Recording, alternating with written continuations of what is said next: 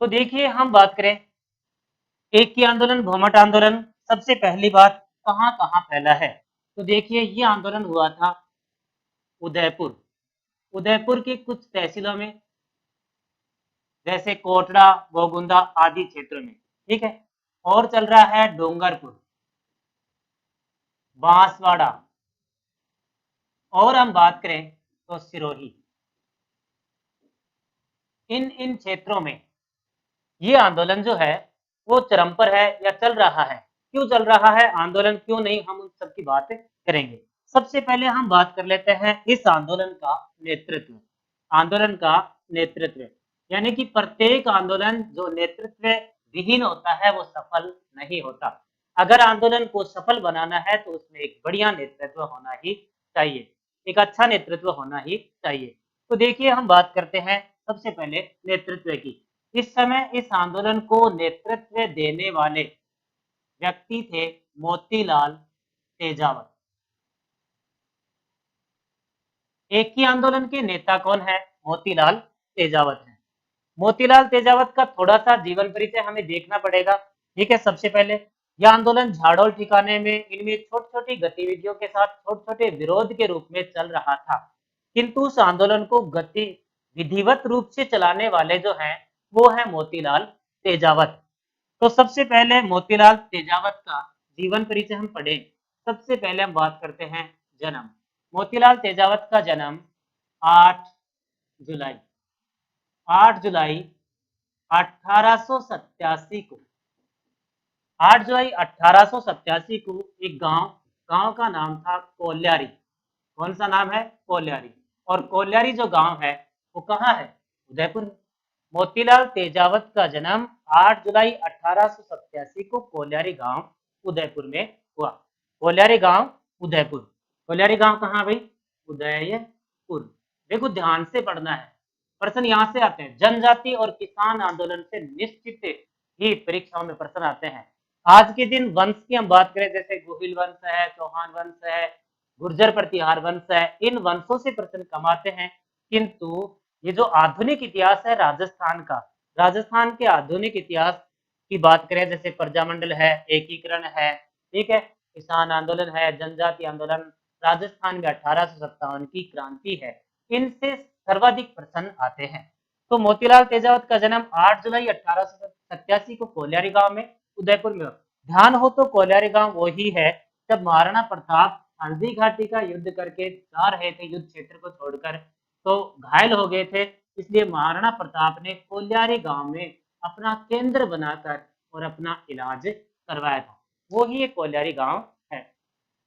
तो देखिए अब जन्म होने के बाद नेक्स्ट पढ़ाई लिखाई करने के बाद में ये जो मोतीलाल तेजावत हैं ये झाड़ोल ठिकाने के, कौन सा ठिकाना? झाड़ोल। अब देखो स्थान हमारे पास दो आ गए। एक स्थान आ गया है हमारे पास कोल्यारी, और कोल्यारी कहाँ है? उदयपुर। दूसरा स्थान हमारे पास आ गया है झाड़ोल, और झाड़ोल भी कहाँ है? उदयपुर। झाड़ोल भी कहाँ है भाई? उदयपुर। उदयपुर। हाँ, झाड़ोल ठिकाने में कामदार बन गए। क्या बन गए भाई? कामदार। यानी कि एक पद है झाड़ोल ठिकाने के ठिकानेदार के रूप में या उनके सहायक के रूप में मोतीलाल तेजावत जो है वो कामदार का पद संभाल कर काम कर रहे हैं।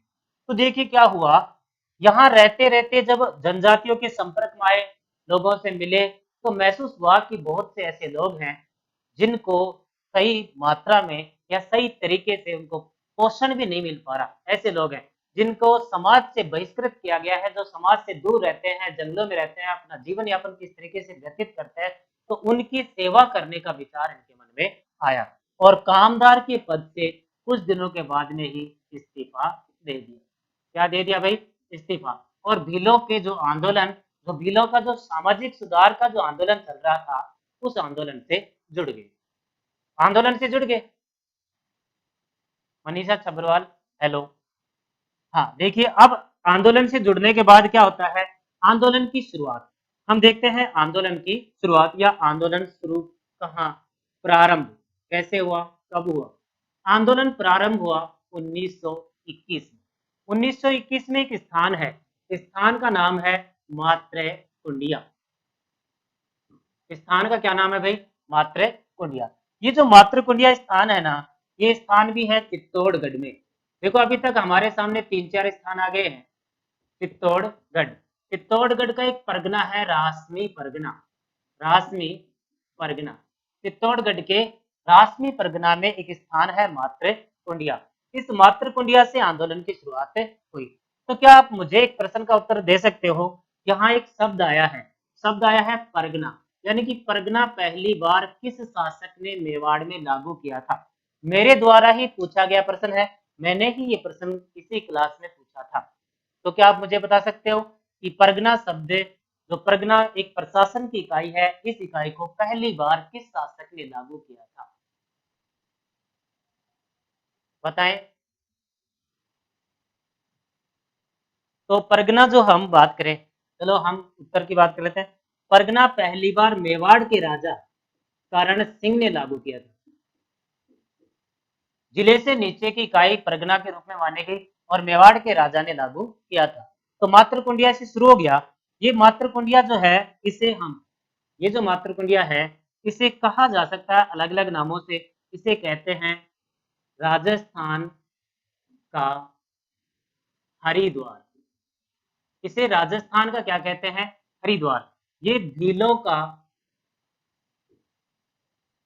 पवित्र स्थान है। भीलों का क्या है? पवित्र स्थान। इसे राजस्थान का हरिद्वार कहते हैं। ये भीलों का पवित्र स्थान है।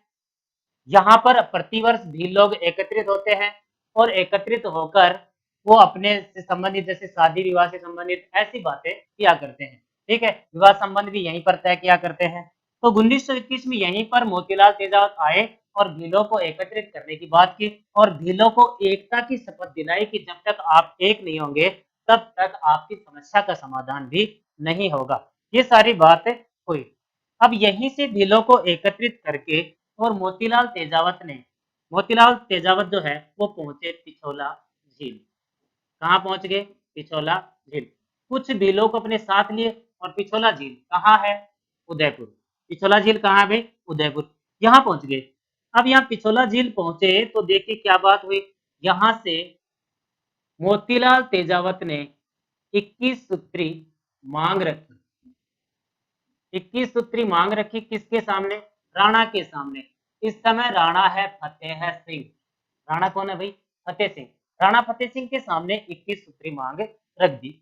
अब मांग रख दी तो राणा फतेह सिंह ने, यानी कि कितनी मांगे हैं? 21। इन 21 सूत्री मांगों को कहा जाता है मेवाड़ पुकार। ये परीक्षा का प्रश्न है, बहुत ही बढ़िया प्रश्न है, परीक्षा में आता रहता है। मेवाड़ पुकार किस व्यक्तित्व से संबंधित रखता है? कौन व्यक्ति है जिसने मेवाड़ पुकार लिखा और कहां से लिखा? पिछोला झील से। मेवाड़ पुकार क्या है? 21 मांगे हैं। 21 मांगे हैं जो भीलों में सुधार करने के लिए रखी गई और रखी किसके पास भी? महाराणा फतेह सिंह के पास। अब महाराणा फतेह सिंह ने इन 21 सूत्री मांगों में से लगभग 18 मांगे स्वीकार कर ली। कितनी मांगे? 18। ये भी कमाल की बात है कि एक शासक ने पहली बार में ही 18 मांगे स्वीकार नहीं की, कर ली। इसका मतलब कितनी स्वीकार नहीं की, इनकी भी हम बात करें तो कुल कुल 3 मांगे, कुल 3 मांगे हैं वो शासक ने स्वीकार नहीं की। ये प्रश्न है बेस्ट कि वो कौन कौन सी मांगे हैं जो शासक ने स्वीकार नहीं की, उनमें से कौन सी शामिल है और कौन सी शामिल नहीं है। तो देखिए हम बात करें, वो मांगे हैं नंबर 1। पहली मांग है वन संपदा। पहली मांग क्या है भाई? वन संपदा। भील चाहते हैं कि वन संपत्ति पूर्ण तरीके से भीलों को हाथ कर दी जाए, भीलों को दे दिया जाए। दूसरी है बेगार। भील लोग ये चाहते हैं कि बेगार जो सिस्टम है वो पूर्णतया प्रतिबंधित होना चाहिए। तीसरा जो है वो है सुअर की समस्या, सुअरों को मारने की समस्या, क्योंकि भीलों, जंगल में भीलों की झोपड़ियां होती है, भील लोग अपना तीर कमान लेकर और चले जाते हैं अपने शिकार करने। पीछे से सुअर जो उनकी झोपड़ियों को तोड़ देते हैं, छोटे छोटे बच्चों को नुकसान पहुंचाते हैं, उनको उठाकर ले जाते हैं। तो भील इस चीज से परेशान है। तो भील चाहते हैं कि यही तो 3 हमारी प्रमुख मांगे हैं, और तो चलो फिर भी कुछ भी हो, पर मुख्य मांगे ये 3 ही है। ये मांगे शासक ने स्वीकार नहीं की। तो मोतीलाल तेजावत ने फिर बात रख दी कि ठीक है तो आंदोलन के लिए तैयार रहो। मोतीलाल तेजावत ने क्या बात रखी कि आंदोलन के लिए तैयार रहो। यहीं से मोतीलाल तेजावत ने एक नारा दिया था, ध्यान देंगे, यहीं से नारा दिया था और उन्होंने एक भाषण दिया था जगदीश मंदिर, उदयपुर में। जगदीश मंदिर, पिछोला झील भी कहाँ है? उदयपुर में। जगदीश मंदिर की सीढ़ियों से खड़े होकर इन्होंने एक बहुत ही ओजस्वी पूर्ण भाषण दिया और साथ में उन्होंने एक नारा दिया, ना हाकिम ने हुक्म। ये नारा दिया, न हाकिम यानी हमारा कोई मालिक नहीं है। जब आप हमारे बारे में सोचते ही नहीं हो, जब आप हम मांग रखते हैं उनके बारे में आपका कोई सोच समझ नहीं है, आप कुछ कहते ही नहीं हो, तो फिर हम क्यों करें? इसलिए न हाकिम न हुक्म, यानी कि हमारा कोई मालिक नहीं है, न ही हमारा कोई आदेश है, हम किसी भी आदेश का पालन नहीं करेंगे। ये बात रख दी गई। तो ये बात किसके द्वारा रखी गई? मोतीलाल तेजावत के द्वारा। अब जब शासक है महाराणा फतेह सिंह, ये बात जानता है महाराणा फतेह सिंह कि अब निश्चित ही आंदोलन होगा, तो वो भी सतर्क हो जाएंगे, महाराणा फतेह सिंह भी क्या हो जाएंगे? सतर्क। तो देखिए आंदोलन को आगे बढ़ाते हैं। क्या अक्षर साफ दिखाई दे रहे हैं? आंदोलन को आगे बढ़ाते हैं। तो देखिए क्या हुआ। अब मोतीलाल तेजावत ने चेतावनी दे दी कि आंदोलन के लिए तैयार रहो। उधर शासक वर्ग जो है वो तैयारी कर रहे हैं कि भाई क्या तैयारी करें और किस प्रकार से इस आंदोलन को सुलझा जाए, कैसे इस आंदोलन में हम समस्या का समाधान कर सकें। तो देखिए क्या हुआ। बात है 10 अगस्त की, 10 अगस्त 1921। मोतीलाल तेजावत का मुख्य कार्य क्षेत्र क्या था? झाड़ोल ठिकाना। और झाड़ोल ठिकाना कहाँ है ये भी आप जानते हो, उदयपुर में। कहाँ है भाई? उदयपुर में। तो मोतीलाल तेजावत का मुख्य क्षेत्र, कार्य क्षेत्र झाड़ोल है। झाड़ोल के ठिकानेदार ने मोतीलाल तेजावत को 10 अगस्त 1921 को क्या किया? गिरफ्तार किया। क्या कर लिया भाई? गिरफ्तार। किंतु यहाँ पर 7,000 भील एकत्रित हो गए। कितने भील एकत्रित थे? 7,000 भील क्या हो गए? एकत्रित हुए। 7,000 भील एकत्रित हुए और उन भीलों ने क्या किया? एकत्रित होकर उन भीलों ने मोतीलाल तेजावत को रिहा करवा लिया। मोतीलाल तेजावत इस समय इस कंडीशन से क्या हो गए? रिहा हो गए। अब रिहा तो हो गए, अब बड़ी घटना आती है इस आंदोलन की। जो बड़ी घटना है हम उसकी बात करते हैं। वो बड़ी घटना क्या है? वो है नीमड़ा हत्याकांड। क्या है भाई? वो नीमड़ा हत्याकांड। बार बार परीक्षा में प्रश्न आता रहता है। हमारा टॉपिक या हेडिंग है नीमड़ा हत्याकांड। नीमड़ा हत्याकांड कब हुआ? 7 मार्च 1922। 7 मार्च 1922 को नीमड़ा हत्याकांड कहाँ हुआ? गुजरात। कहाँ हुआ भाई? गुजरात। हुआ क्या इसमें? भीलों की भीड़ है, भील वही जगह जगह पर आंदोलन कर रहे हैं, विरोध कर रहे हैं। उस भीड़ में, भीलों की भीड़ पर वो सेना, सेना कौन सी आएगी? मेवाड़ भील कोर। मेवाड़ भीलकोर के द्वारा गोलियां चलाई गई। भीलों की भीड़ पर मेवाड़ भीलकोर के द्वारा ही क्या चलाई गई? गोलियां। गोलियां चलाई गई जिसमें हम बात करें तो लगभग 1200 भील मारे गए। कितने मारे गए? 1200। इस आंदोलन में, इस हत्याकांड में 1200 भील मारे गए। और इस हत्याकांड का नेतृत्व हम बात करें कि किसी सिपाही के नेतृत्व में हत्याकांड किया गया था। तो इस समय जो सिपाही था वो जिसने गोली चलाने का आदेश दिया था उसका नाम था मेजर सर्टन। प्रत्येक हत्याकांड में, अब तक 10 हत्याकांड को हम पढ़ चुके हैं, प्रत्येक हत्याकांड में कौन सी सेना थी और किस व्यक्ति के आदेश पर गोलियां चली, उन सब की हम चर्चा कर रहे हैं। आपको उनको उसी तरीके से अध्ययन करना है, एक एक को अलग अलग छांटकर अध्ययन करना है। नेक्स्ट हम बात करें तो नीमड़ा हत्याकांड, मोतीलाल तेजावत को पैर में गोली लगी, फिर भी मोतीलाल तेजावत यहाँ से फरार हो गए। और छोटी छोटी जो घटनाएं हैं, मुकेश कुमार बिल्कुल ठीक है, राजस्थान का दूसरा जलियांवाला बाग हत्याकांड, क्योंकि पीछे हमने बात भी की थी राजस्थान का जलियांवाला बाग हत्याकांड, मानगढ़ हत्याकांड, तो उसमें भी ऐसे ही, इसमें भी ऐसे ही। तो देखिए, मेजर सर्टन के आदेश पर गोलियां चलाई गई, 1200 भील मारे गए, मोतीलाल तेजावत के पैर में गोली लगी लेकिन वो फरार हो गए, उन्होंने गिरफ्तारी नहीं दी। जैसे गोविंद गिरी ने तो क्या गिरफ्तारी दी थी, इन्होंने गिरफ्तारी नहीं दी। अब वो सिरोही के क्षेत्र में और इन क्षेत्रों में भीलों का नेतृत्व कर रहे हैं। अब देखिए क्या हुआ, कुछ वर्षों तक ये फरार रहे और फरार रहते हुए कुछ वर्षों तक इन्होंने गिरफ्तारी नहीं दी। तो देखिए इनकी गिरफ्तारी कब होती है, 1929 में ईडर में, 1929 में ईडर में मोतीलाल तेजावत ने आत्मसमर्पण किया था। कहाँ किया था भाई, ईडर में। ईडर कहाँ है, गुजरात में। किसके कहने पर, उसकी भी हम बात करें। प्रश्न तो बेस्ट यही बनेगा ईडर वाला। बात करें गांधी जी के सहयोगी, महात्मा गांधी या गांधी जी के सहयोगी मणिलाल कोठारी, मणिलाल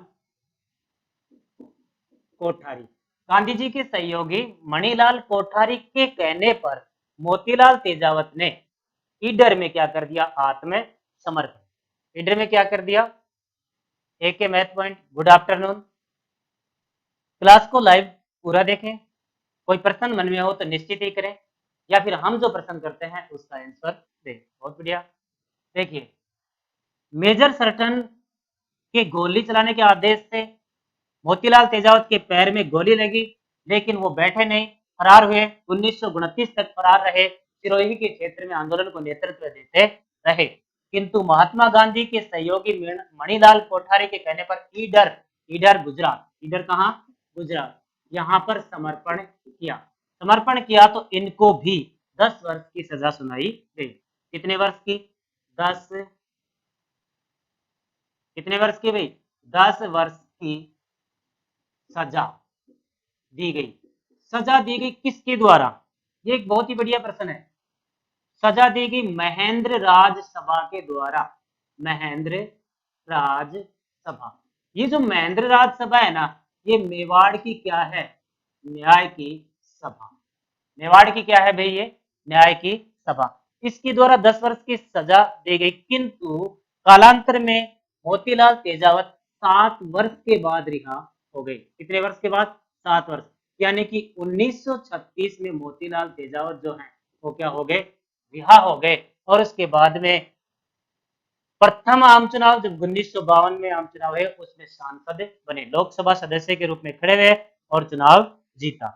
इस प्रकार से हमारे पास एक ही प्रश्न है कि ये जो न्याय की सभा है ना, ये न्याय की सभा महेंद्र राज सभा है। ये बहुत ही बेस्ट क्वेश्चन है। प्रश्न ये आएगा कि महेंद्र राज सभा जो है वो किससे संबंधित है वो सभा। तो इस प्रकार का प्रश्न होगा, जैसे भाई पुलिस की सभा है, पंचायत की सभा है, न्याय की सभा है, या महेंद्र राज सभा कहाँ से संबंधित है, तो उत्तर होगा मेवाड़ से संबंधित। कहाँ से भाई, मेवाड़ से। इस प्रकार से हमारा एक आंदोलन जिसका नाम था एकी ओब्लिक भोमट आंदोलन, तो एक छोटा सा आंदोलन था। एकी का मतलब है एकता, एकता की शपथ दिलाने वाले कौन, मोतीलाल तेजावत। कौन भाई, मोतीलाल तेजावत। हाँ, तो मोतीलाल तेजावत इतने लोकप्रिय हुए इनमें कि मोतीलाल तेजावत को आदिवासियों का मसीहा कहा जाता है। आदिवासियों का मसीहा, ये बहुत बार परीक्षा में आया प्रश्न है, बेस्ट क्वेश्चन। मोतीलाल तेजावत को आदिवासियों का क्या कहा जाता है, मसीहा। नेक्स्ट, मोतीलाल तेजावत को, अब वो नाम से थोड़ी बोलेंगे, तो भील लोग क्या कहते हैं, बावजी। क्या कहते हैं भाई, बावजी के नाम से जाना जाता है। नेक्स्ट बात, ये हमारा एक ही आंदोलन, एकता के कारण, भोमट आंदोलन उसी क्षेत्र का नाम है। हम बात करें नेक्स्ट आंदोलन, हमारा जनजाति आंदोलन एक बचा हुआ है, उसका अध्ययन करते हैं। हमने बात की थी राजस्थान में 3 जनजाति आंदोलन है, हमने 2 पढ़ लिए, तो इसका मतलब हमारा एक आंदोलन बचा हुआ है। वो कौन सा